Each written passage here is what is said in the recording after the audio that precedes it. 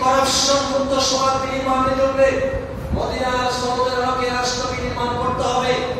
মদিনার সনদের আলোকে রাষ্ট্র তৈরি করতে হবে।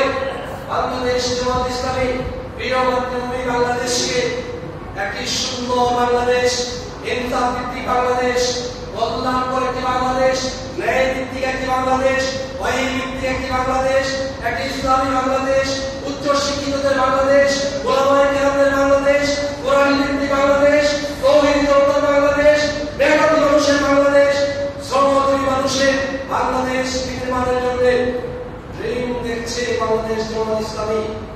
আপনারা কি সেই স্বপ্নের সাথে একমত হবেন না? আমি আহ্বান জানিয়ে আমার কথা শেষ করব। সেই স্বপ্নের সোনা বাংলা করতে হলে স্বপ্নের সোনা আবু বকর তৈরি হতে হবে, স্বপ্নের উমর তৈরি হতে হবে, স্বপ্নের আলী ওসমান তৈরি হতে হবে, স্বপ্নের সাহাবায়ে কেরাম তৈরি হতে হবে।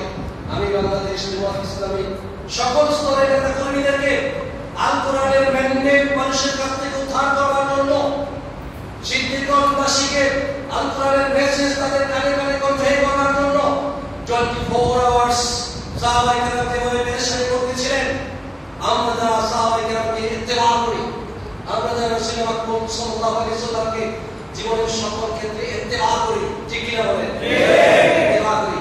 সেই ইত্তেবা করনেওয়ালা এই তৌহিদ কাফেলার শহীদ কাফেলা সকল সৈনিকদেরকে কোমরে গামছা বেঁধে, শক্ত করে কোমরে গামছা বেঁধে দায়িত্ব নিয়ে মাঠে নামতে হবে।